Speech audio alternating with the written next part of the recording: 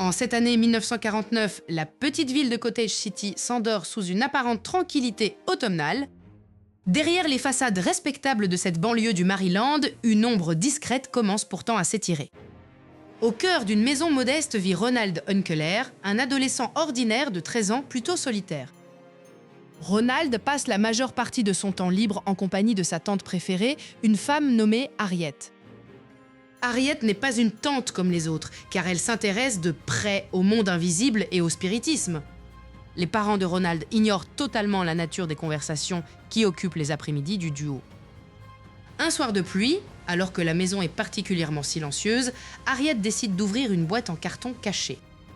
Sous le regard intrigué du jeune garçon, elle en extrait une magnifique planche de Ouija en bois verni. Les lettres de l'alphabet s'alignent en un arc de cercle parfait sous le reflet de la lampe suspendue. Ronald ressent un frisson étrange traverser son échine en fixant les mots « oui » et « non » gravés dans les coins. Tante Harriet lui explique avec douceur que cet objet sert de pont entre notre réalité et l'au-delà. Elle sort ensuite la planchette de bois triangulaire munie d'une petite loupe centrale transparente. Le garçon pose délicatement le bout de ses doigts sur la surface lisse, imitant les mouvements de sa tante. La pièce semble soudainement se refroidir, tandis qu'Harriet prononce les premières formules d'appel. Au bout de quelques minutes d'un silence de plomb, la planchette commence à glisser lentement sur le bois. Ronald jure qu'il n'exerce aucune pression, fixant les mains de sa tante pour y déceler une tricherie. Harriet lui sourit calmement, lui assurant que ce sont simplement les esprits voyageurs qui répondent. La planchette s'arrête brutalement sur une suite de lettres incompréhensibles avant de revenir au centre. Fasciné par cette expérience interdite, l'adolescent réclame une nouvelle séance dès le lendemain après-midi. Les jours suivants voient s'installer un rituel immuable entre la vieille femme et le jeune garçon. Ronald délaisse progressivement ses camarades d'école pour se consacrer entièrement à ces mystérieux rendez-vous. Sa mère remarque une certaine pâleur sur son visage sans pour autant s'en inquiéter outre mesure. Durant leur séance secrète, la planchette se déplace désormais avec une rapidité déconcertante et fluide. Les réponses obtenues deviennent de plus en plus précises, révélant des détails intimes de leur propre vie. Harriet elle-même commence à ressentir une étrange lourdeur dans l'atmosphère lors de ces contacts. Une entité particulière semble s'être attachée à leurs appels, refusant de décliner son véritable nom. Parfois, un courant d'air glacial traverse la pièce close, faisant vaciller la flamme des bougies environnantes. Ronald commence à entendre de légers grattements derrière les cloisons de sa propre chambre à coucher. Pensant d'abord à des rongeurs, il n'en parle à personne et préfère se rendormir tant bien que mal. La complicité entre l'adolescent et sa tante se transforme lentement en une obsession obscure et partagée. Harriet confie à Ronald que les esprits possèdent un savoir ancien inaccessible aux mortels ordinaires. Ces révélations ne font qu'attiser la curiosité morbide du jeune garçon, désormais totalement sous le charme. Cependant, la santé de tante Harriet décline subitement au fil des semaines qui suivent ces séances. Ses accès de toux deviennent fréquents et ses mains se mettent à trembler de manière incontrôlable. Ronald assiste impuissant à l'affaiblissement progressif de sa seule véritable confidente dans ce monde. Malgré la maladie, Harriet insiste pour mener une toute dernière séance de Ouija avant l'hiver. Ce soir-là, la planchette s'emballe avec une violence inédite, griffant le bois reverni de la planche. Ronald tente de retirer ses mains, mais une force invisible semble les maintenir collées à l'objet. Harriet prononce alors d'une voix altérée des paroles inaudibles qui glacent le sang de l'adolescent. Soudain, la planchette se projette d'elle-même contre le mur opposé, se brisant dans un fracas sec. Un silence de mort retombe instantanément sur la maisonnée, tandis que l'ampoule principale grille brusquement. Dans la pénombre, Ronald entend sa tante s'effondrer lourdement sur le sol, à côté de sa chaise. Quelque chose d'invisible semble alors s'échapper du corps inerte de la vieille femme pour ramper le long du plancher. Ronald recule sa chaise à toute vitesse, le cœur battant à tout rompre face à cette présence menaçante. Les murmures s'arrêtent, mais la porte de la pièce se referme lentement d'elle-même avec un grincement sinistre. Le silence qui suit le claquement de la porte s'installe comme une chape de plomb sur la petite maison de Cottage City. Quelques jours plus tard, la terrible nouvelle tombe et brise définitivement le quotidien fragile de la famille Unkeler. La tante Harriet s'est éteinte subitement, emportant avec elle ses secrets et la seule véritable complicité du jeune Ronald. L'adolescent se retrouve instantanément projeté dans un isolement profond, refusant de parler à ses parents. Les repas familiaux deviennent des supplices de mutisme où le bruit des couverts résonne de manière agressive. Ronald passe désormais ses journées entières enfermé dans sa chambre, fuyant la lumière extérieure. Sa mère observe avec une inquiétude grandissante ce fils unique qui s'enfonce dans une détresse invisible. L'absence d'Harriet ne laisse pas seulement un vide affectif, mais crée une tension palpable dans l'atmosphère de la maison. Obsédé par le souvenir de leur séance de spiritisme, Ronald commence à développer une idée fixe et dangereuse. Il se rappelle précisément les instructions que sa tante lui avait données pour appeler les esprits égarés. Un soir de tempête, incapable de supporter le chagrin, il décide de franchir l'interdit. Il déballe lentement l'objet en bois verni que sa tante lui avait offert en secret. La planche de Ouija repose désormais au centre de la pièce, ses lettres blanches brillant faiblement dans le noir. Ronald hésite un instant, entendant le vent violent frapper les vitres de sa fenêtre avec force. Guidé par le besoin viscéral de réentendre la voix de sa parente, il pose ses doigts sur la planchette. Sa voix tremble lorsqu'il prononce les premiers mots rituels appris dans l'ombre du salon d'Harriet. « Tante Harriet, si tu es là, s'il te plaît, donne-moi un signe de ta présence », murmure l'enfant. Durant de longues minutes, rien ne se passe et le silence redevient l'unique maître des lieux. Les larmes montent aux yeux du jeune garçon qui croit avoir échoué à briser la barrière du trépas. Soudain, une fraîcheur anormale et glaciale envahit brusquement l'atmosphère de la petite pièce. Sous ses index engourdis, la planchette de bois frémit avant d'effectuer un infime mouvement vers la gauche. Ronald retient sa respiration, jurant qu'il n'exerce aucune pression physique sur le morceau d'arbre mort. L'indicateur se déplace avec une fluidité déconcertante, pointant d'abord la lettre O, puis la lettre U. Un frisson d'excitation morbide parcourt l'échine de l'adolescent qui se croit enfin écouté. « Est-ce toi, Harriet ?» demande-t-il à voix haute, alors que son cœur bat la chamade dans sa poitrine. La planchette glisse violemment vers le mot « oui » avant de tracer frénétiquement des cercles répétés. Au même instant, les lampes de chevet s'éteignent d'un coup net, plongeant la scène dans une obscurité totale. Seule la lueur blafarde de l'orage extérieur permet encore de distinguer les contours de la chambre. Ronald ressent une présence invisible se matérialiser juste derrière son dos, lourde et étouffante. Un grognement sourd, semblable à un souffle animal, passe tout près de son oreille attentive. Pris d'une panique soudaine, il tente de retirer ses mains de l'instrument occulte pour tout arrêter. Mais une force invisible maintient ses doigts collés contre le bois glacé avec une vigueur surhumaine. La planchette accélère son mouvement fou, épelant un mot qui n'a plus rien de rassurant. Ce n'est pas l'esprit bienveillant d'Harriet qui vient de répondre à l'appel de l'adolescente esseulée. Quelque chose de bien plus ancien et malveillant a profité de la brèche ouverte dans le salon. Ronald lâche enfin un cri de terreur lorsque la planche se met à vibrer violemment sur le sol. Les murs de la chambre commencent à émettre de sinistres craquements, comme si la structure allait s'effondrer. Le garçon se protège la tête à deux mains, comprenant trop tard l'erreur monumentale qu'il vient de commettre. L'entité invisible réclame désormais son dû, refusant de quitter les lieux après avoir été invité à entrer. Soudain, un bruit sourd et lourd retentit directement sous le lit de Ronald, figeant tout mouvement. Quelque chose commence à gratter frénétiquement les lattes de bois depuis l'intérieur même du plancher. Ronald se relève d'un bond et se plaque contre le mur opposé, terrifié par l'invisible agresseur. Les bruits de grattement s'intensifient, devenant de lourds coups sourds qui font trembler le mobilier. Le garçon veut appeler à l'aide, mais sa gorge se noue et aucun son ne parvient à franchir ses lèvres. C'est alors que le lourd lit en chêne massif commence à s'élever lentement à quelques centimètres du sol. L'effroyable vérité s'impose alors à lui, le rituel n'a pas ramené sa tante, il a libéré un cauchemar. Les yeux fixés sur le vide sous le meuble, Ronald aperçoit deux lueurs spectrales poindre dans les ténèbres. Les deux lueurs spectrales tapies sous le meuble de Ronald s'intensifient brusquement avant de s'évanouir dans le néant absolu. Un silence lourd et oppressant retombe immédiatement sur la petite chambre de Cottage City. L'adolescent retient sa respiration pendant de longues minutes, guettant le moindre mouvement dans l'obscurité ambiante. Le lendemain matin, une atmosphère étrangement glaciale persiste dans toute la demeure des Hunkeler. Au petit déjeuner, la mère de Ronald remarque le teint anormalement pâle et les cernes profonds de son fils unique. Soudain, un grattement sourd et métallique retentit à l'intérieur des cloisons de la cuisine. La mère s'arrête net, attribuant d'abord ce bruit insistant à la présence de rongeurs dans les vieux murs, mais le bruit se déplace rapidement, imitant le son d'ongles acérés, déchirant frénétiquement le bois de la charpente.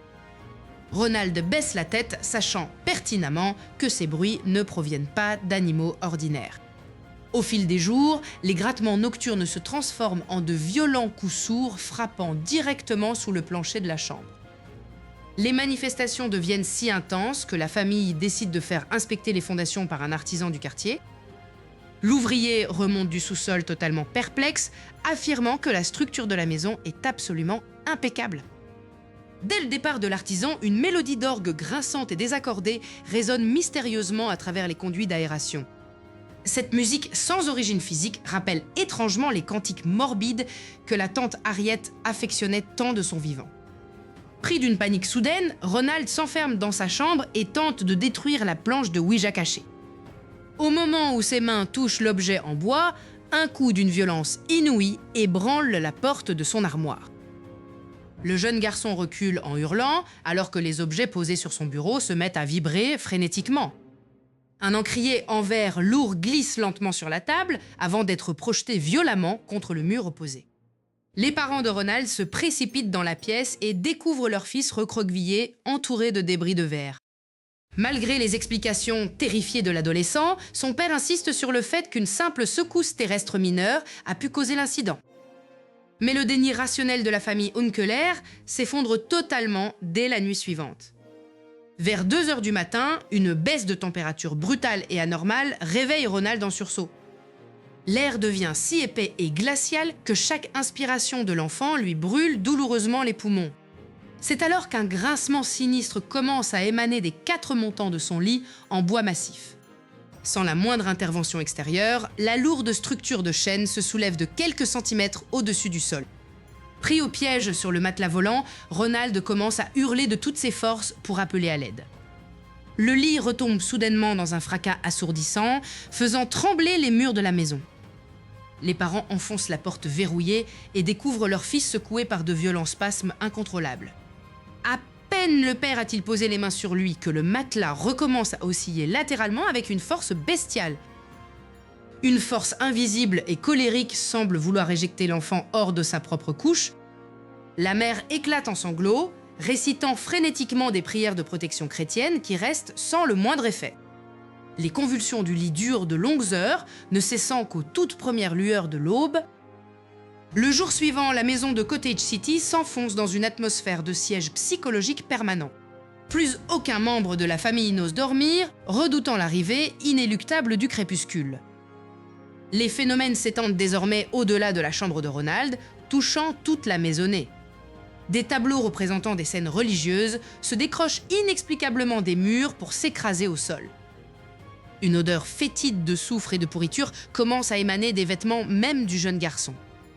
Ronald sent une présence malveillante et invisible se coller constamment contre son dos, lui murmurant des inaudibles blasphèmes. Comprenant que la situation échappe totalement à la logique humaine, le père décide de chercher une aide spirituelle en urgence. Il compose le numéro du pasteur luthérien local, espérant désespérément trouver un remède à ce cauchemar éveillé. Au même instant, un ricanement guttural et inhumain s'échappe directement de la bouche fermée de Ronald endormi. Alors que le téléphone sonne dans le vide, les volets de la chambre se brisent soudainement vers l'intérieur, révélant une entité immonde tapie dans la tempête nocturne. Les éclats de verre des volets brisés jonchaient le tapis de la chambre, alors que la tempête s'engouffrait sauvagement dans la pièce. Madame Hunkeler recula contre le mur en protégeant son visage des débris tranchants projetés par le vent nocturne. Sur le lit, le jeune Ronald restait totalement immobile, le regard figé vers l'obscurité béante de la fenêtre détruite.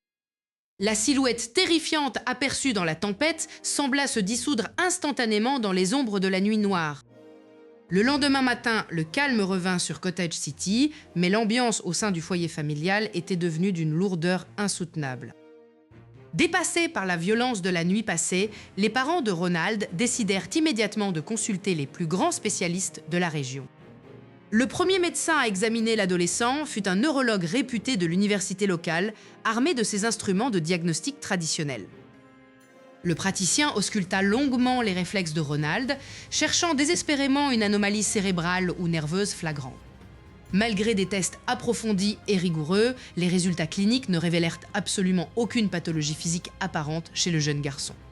Les médecins pensèrent alors à une manifestation extrême d'une maladie mentale encore méconnue par la science de l'époque. Une batterie d'examens psychiatriques fut alors programmée pour tenter de percer le mystère de ces convulsions nocturnes. Pendant les entretiens, Ronald restait plongé dans un mutisme total, fixant les murs avec une hostilité glaciale et grandissante. Soudainement, au milieu d'une séance d'évaluation, la lourde table en chêne du cabinet médical se mit à glisser lentement sur le sol sans que personne ne la touche. Le psychiatre recula brusquement sa chaise, ses papiers glissant des mains face à ce phénomène physique défiant la gravité. Incapable d'apporter une explication rationnelle, la communauté médicale jeta l'éponge et conseilla aux parents de surveiller l'enfant chez eux. De retour dans leur demeure maudite, l'isolement de la famille Unkeler devint total et la terreur s'installa définitivement au quotidien. Les bruits de grattement reprirent de plus belle derrière les cloisons, imitant le son d'ongles s'arrachant contre le bois. Désespérée par le silence de la science, la mère de Ronald se tourna vers sa propre communauté religieuse pour chercher du secours. Elle contacta le révérend Luther Miles Schulz, le pasteur luthérien respecté qui gérait la paroisse locale de Cottage City. Le pasteur Schulz, homme de foi mais pragmatique, crut d'abord à une exagération causée par le deuil difficile de la famille. Par devoir pastoral, il accepta néanmoins de se rendre au chevet de l'adolescent pour évaluer lui-même la situation réelle. Lorsqu'il franchit le seuil de la maison des Unkeler, un frisson glacial inhabituel saisit immédiatement l'homme d'église. La famille le conduisit directement à l'étage, là où l'air semblait se figer et s'épaissir à chaque marche franchie. Le pasteur s'assit sur une simple chaise en bois, au pied du lit où Ronald était allongé, prostré sous ses draps. Schulz commença par réciter des prières de protection traditionnelles d'une voix calme, posée et rassurante. Dès les premiers versets sacrés prononcés, un grondement sourd commença à vibrer sous les planches du sol de la pièce. Le lit massif en chêne se souleva soudain de plusieurs centimètres, retombant brutalement dans un fracas assourdissant. Les objets posés sur la commode furent projetés à travers la pièce par une force invisible d'une violence inouïe. Comprenant que la situation dépassait l'entendement, le pasteur Schulz décida de ramener Ronald chez lui pour une nuit d'observation totale. Il pensait qu'en changeant l'enfant d'environnement, les phénomènes cesseraient ou révéleraient une supercherie psychologique. Ronald fut installé dans la chambre d'amis du presbytère luthérien, sous la surveillance directe de l'homme d'église. Vers minuit, une odeur fétide de soufre et de chair en décomposition envahit brutalement l'atmosphère du presbytère. Les couvertures du lit de Ronald furent arrachées par une main invisible et projetées au fond de la pièce. C'est alors que le pasteur assista à l'impensable. Le lit entier commença à glisser et à pivoter frénétiquement sur lui-même. Une voix gutturale et inhumaine s'échappa alors de la gorge de l'enfant, proférant des insultes dans une langue inconnue. Des griffures sanglantes commencèrent à apparaître d'elles-mêmes sur la peau du torse de Ronald, sous les yeux du témoin. Pris d'une panique incontrôlable, le révérend Schulz comprit que ses prières rituelles luthériennes n'avaient aucun effet sur cette entité. L'homme de foi s'enfuit en courant du presbytère au milieu de la nuit, abandonnant l'enfant à son terrible tourment. Le lendemain, terrifié par sa propre impuissance, il avoua honnêtement aux Unkeler que seule l'Église catholique possédait les rituels majeurs pour ce genre de mal. Alors que la famille réalisait son abandon, un rire démoniaque et strident résonna simultanément depuis les conduites d'aération de la maison, annonçant l'arrivée imminente d'un mal bien plus dévastateur. Les échos du rire démoniaque s'atténuèrent lentement dans les murs de la maison, laissant la famille Unkeler plongée dans une terreur indicible. La mère de Ronald pleurait en silence au pied du lit, réalisant que le pasteur luthérien les avait définitivement abandonnés à leur propre sort. Sur le conseil désespéré d'un voisin catholique, la famille décida de franchir les portes de la prestigieuse université jésuite de Georgetown. Le jeune père Albert Hughes accepta de les recevoir dans son bureau austère, écoutant attentivement le récit des phénomènes paranormaux.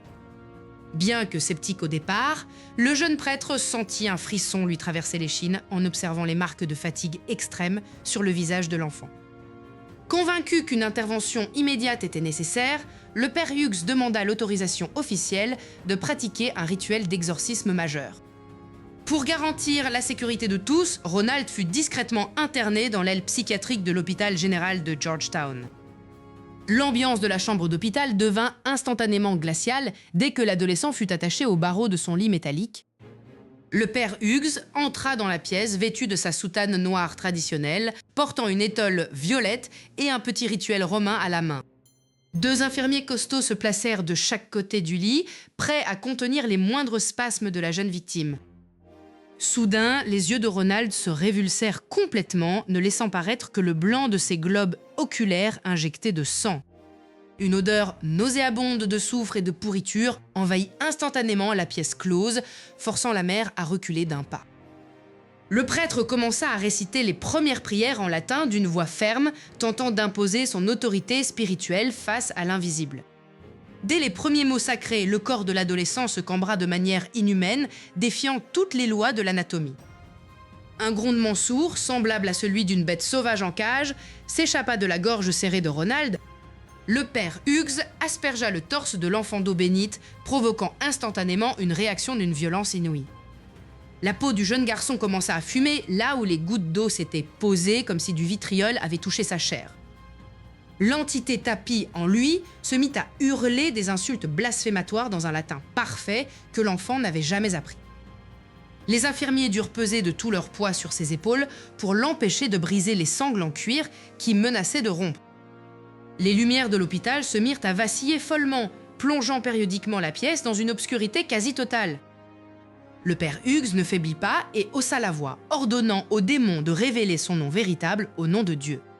À cet instant précis, un ressort du vieux sommier métallique se détacha sous le lit avec un claquement sec et métallique. Animé d'une force cinétique impossible, le morceau de fer pointu vola à travers la pièce, fendant l'air à une vitesse mortelle. Le père Hughes n'eut pas le temps d'esquiver le projectile qui le frappa de plein fouet au visage. La pointe d'acier déchira profondément la joue du prêtre, traçant un sillon sanglant de l'oreille jusqu'à la commissure des lèvres. Un flot de sang écarlate jaillit instantanément, maculant la soutane noire et l'étole violette du malheureux exorciste. Ronald éclata d'un rire hystérique et aigu, une voix double résonnant dans sa poitrine, comme si 2 entités parlaient en même temps. Pris de panique face à l'effusion de sang, les infirmiers lâchèrent prise pour se précipiter vers le prêtre blessé qui s'effondrait. Le père Hughes tomba à genoux sur le sol carrelé, pressant sa blessure alors que ses forces l'abandonnaient rapidement. Le rituel romain glissa de ses doigts engourdis et s'ouvrit sur le sol, ses pages blanches se teintant instantanément de rouge. L'alarme d'urgence de l'hôpital commença à retentir dans les couloirs, alertant immédiatement le médecin-chef de garde. Entrant de force dans la pièce, le directeur de l'asile découvrit la scène de carnage avec un mélange de colère et d'effroi. Constatant les blessures graves du jésuite et le désordre total de la pièce, il déclara immédiatement que l'expérience devait cesser. La direction de Georgetown refusa catégoriquement de risquer la vie de son personnel pour ce qu'elle qualifiait de « folie hystérique ». Sans ménagement, l'ordre fut donné d'expulser la famille Unkeler et leur enfant possédé hors de l'établissement hospitalier. Portant Ronald affaibli et tremblant, les parents se retrouvèrent sur le trottoir humide, rejetés par l'église et la médecine.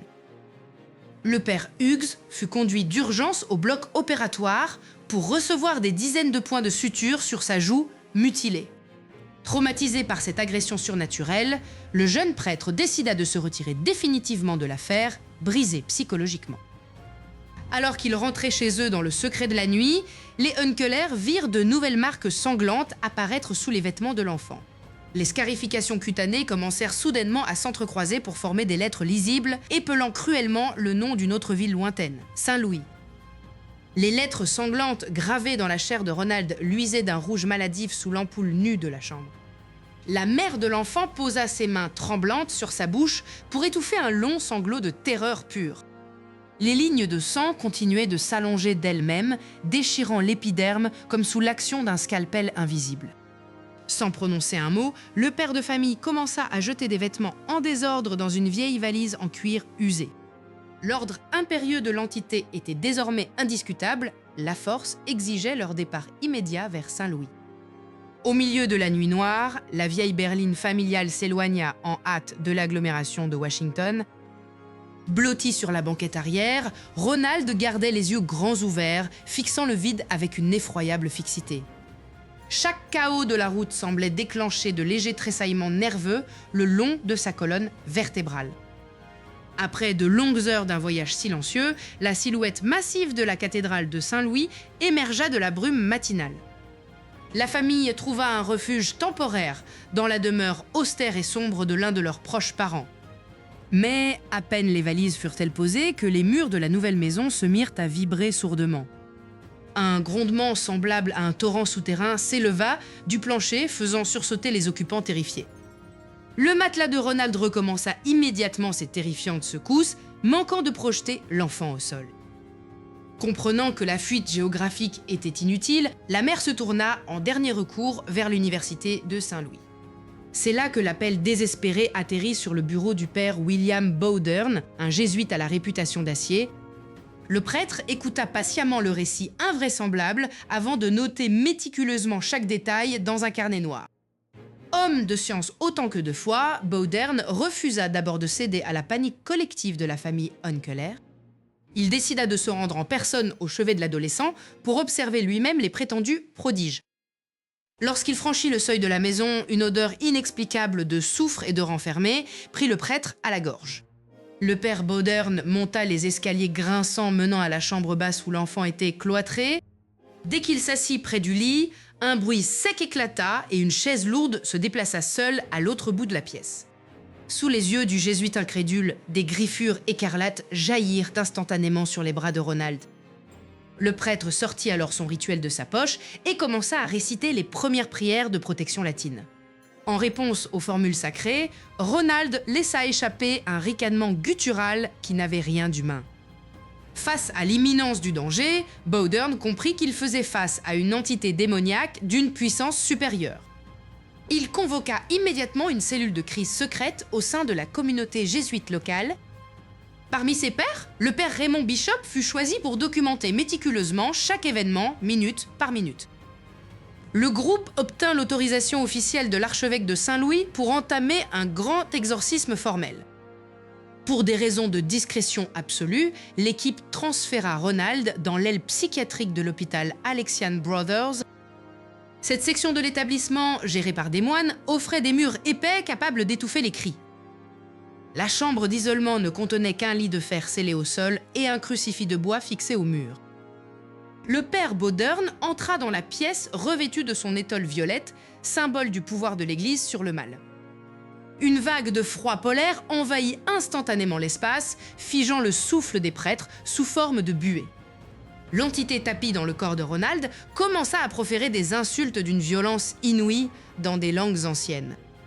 Sans faiblir, Bowdern posa sa main droite sur le front brûlant du jeune garçon en hurlant des ordres d'exorcisme. Le lit de fer commença alors à se soulever de plusieurs pouces, défiant toutes les lois de la gravité terrestre. Les assistants d'exorcisme durent se jeter de tout leur poids sur la structure pour tenter de la maintenir au sol. De la salive écumeuse jaillit des lèvres de l'enfant, aspergeant le visage du jésuite qui refusait de cligner des yeux. Le rituel se poursuivit ainsi pendant des heures de supplice, épuisant les forces de chaque homme présent dans la cellule. Alors que le prêtre s'apprêtait à prononcer la formule finale de délivrance, le corps de Ronald se cambra soudainement en un angle impossible, tandis que les murs se mirent à suinter d'une mystérieuse substance noire. La substance visqueuse et sombre continuait de perler le long des murs blancs de la cellule psychiatrique des Alexian Brothers. Le père William Bowdern recula d'un pas, ses souliers grinçant sur le linoléum froid, alors que l'odeur de soufre envahissait la pièce. Le jeune Ronald, maintenu par de lourdes sangles de cuir, émit un ricanement métallique qui ne ressemblait en rien à la voix d'un enfant. Le jeune assistant Walter Halloran se jeta de tout son poids sur le lit pour stabiliser le cadre métallique qui menaçait de se rompre. Essuyant la sueur qui brûlait ses yeux, le père Bowdern ouvrit à nouveau son rituel romain à la page des prières d'exorcisme. Les scarifications sur la poitrine de l'adolescent se mirent à rougir violemment, formant le mot « enfer » en lettres de sang. D'un geste solennel, le vieux prêtre éleva son lourd crucifix en argent face au visage déformé du possédé. Ronald cracha alors un flot de salive fétide qui vint tacher l'étole violette du jésuite. Une force invisible repoussa le père Halloran, le faisant trébucher contre une lourde armoire à pharmacie en métal. Le père Bowdern commença alors à réciter les formules en latin d'une voix qui fit vibrer les vitres renforcées de la cellule. Le corps de Ronald se tordit de nouveau, ses articulations craquant distinctement dans le silence pesant de l'aile psychiatrique. Une voix d'outre-tombe s'échappa de la bouche de l'enfant, maudissant les prêtres et jurant de ne jamais abandonner sa proie. Le père Halloran se redressa péniblement, agrippant son bras endolori tout en reprenant sa place aux côtés de son mentor. La température ambiante chuta soudainement, transformant le souffle haletant des trois hommes en une fine buée blanche. Les jésuites savaient que cette nuit du 18 avril 1949 marquerait soit la délivrance, soit la damnation éternelle de l'adolescent. Le lit commença à s'élever de quelques pouces au-dessus du sol, défiant la gravité malgré le poids des hommes qui tentaient de le retenir. Ne se laissant pas intimider par le prodige, le père Bowdern plongea ses doigts dans le bénitier pour asperger la pièce. Chaque goutte d'eau sainte touchant la peau de Ronald y laissait une marque de brûlure fumante, provoquant des hurlements stridents. Le prêtre changea de stratégie et ordonna au démon, au nom de l'Église, de révéler enfin son véritable nom. L'entité répondit par un rire sardonique, affirmant qu'elle était celle qui commande aux légions déchues. Sentant ses forces faiblir, le père Bowdern invoqua alors solennellement l'aide de l'archange Saint-Michel, le prince de la milice céleste. Une injonction d'une clarté absolue jaillit soudain des lèvres de Ronald, ordonnant à Satan de quitter ce corps sur le champ. Un grondement sourd, semblable à un coup de tonnerre souterrain, ébranla les fondations même de l'hôpital psychiatrique. Les sangles de cuir cédèrent d'un coup net, libérant les membres de l'enfant dans un dernier spasme de violence extrême. Puis, une paix soudaine et absolue s'abattit sur la pièce, dissipant instantanément l'odeur de soufre et le froid glacial. Ronald ouvrit les yeux lentement, regardant autour de lui avec la confusion innocente d'un adolescent s'éveillant d'un long cauchemar. Il se tourna vers les prêtres épuisés et murmura simplement qu'il était enfin libre et que l'homme en armure était parti. Le père Bowdern tomba à genoux au pied du lit, fondant en larmes tout en murmurant une vibrante prière d'action de grâce. Les semaines suivantes virent la reconstruction lente, mais totale de la santé physique et mentale du jeune garçon. L'Église catholique documenta méticuleusement chaque aspect de l'affaire avant de sceller le dossier sous le secret le plus absolu. Pour protéger son avenir, la famille prit la décision radicale de changer d'identité et de quitter définitivement le Maryland. L'histoire tomba dans l'oubli jusqu'à ce qu'un jeune étudiant nommé William Peter Blatty n'en entende parler lors de ses études à Georgetown. Ce récit terrifiant lui inspira le roman culte L'Exorciste, qui allait traumatiser des générations de lecteurs et de spectateurs. Mais la véritable histoire de Ronald Unkeler prit un tournant scientifique totalement inattendu au cours des décennies suivantes.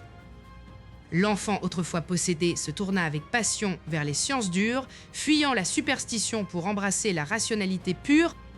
Devenu ingénieur de haut niveau, il intégra les rangs de la NASA durant l'âge d'or de la conquête spatiale américaine. Ronald travailla secrètement sur les systèmes de brevet des missions Apollo, contribuant directement à envoyer l'homme sur la Lune. Il passa sa vie entière dans l'anonymat, redoutant toujours que ses collègues ne découvrent le terrible secret de son enfance. Ce n'est qu'après sa mort en 2020 que son véritable nom fut révélé au grand public par des journalistes d'investigation. L'histoire de Ronald Unkeler reste le témoignage ultime d'une victoire de la lumière sur les ténèbres, de la foi sur l'indicible.